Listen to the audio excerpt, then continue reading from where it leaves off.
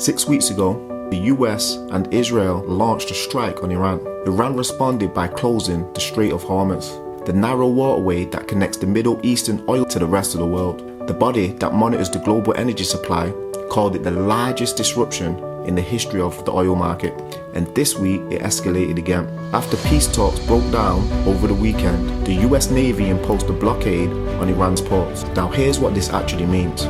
That's nearly 20% of the world's oil and gas that moves through this single waterway. That flow has been severely restricted for 6 weeks. That's around 3,200 vessels which were stranded on the wrong side of the strait. That's as of last week.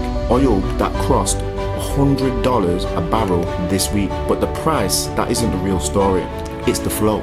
Because even where supply exists, it's not moving cleanly through the system. Shipping routes, they're being rerouted. Insurance costs, they're rising. Supply chains are repricing in real time. That's what turns a shock into something persistent. Now look at what it's doing to the wider economy. In the US, consumer prices rose 0.9% in a single month, driven almost entirely by the surge of energy costs. Annual inflation rate, that's the rate of which the cost of living is rising, is now at 3.3%. It was supposed to be coming down.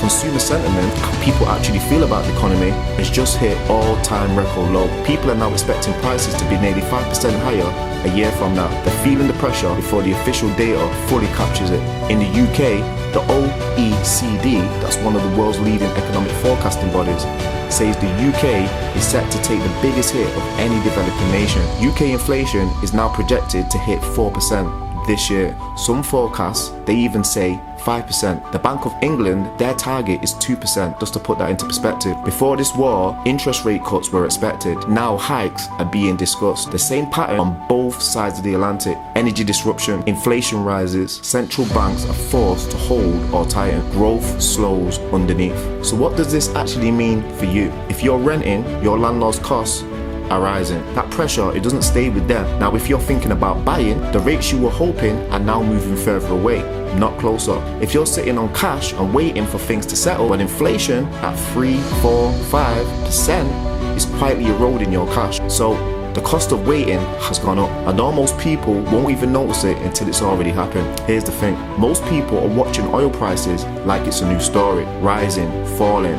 But the people who understand what's actually happening, they're not watching the prices, they're watching the flow. They're watching whether the ships are moving, whether the routes are normalizing, whether the insurance costs are coming down, because that's what tells the real story, because that's what tells you whether this is a temporary spike or a structural shift on how global systems operate. One of those resolves in a week, the other reshapes the cost of everything for years. In environments like this, people who struggle are the ones who react to headlines. People who position well are the ones who understand what's moving underneath them. That's true in markets, that's true in property, that's true in every decision about where you put your money. Your time, your focus, the system is changing.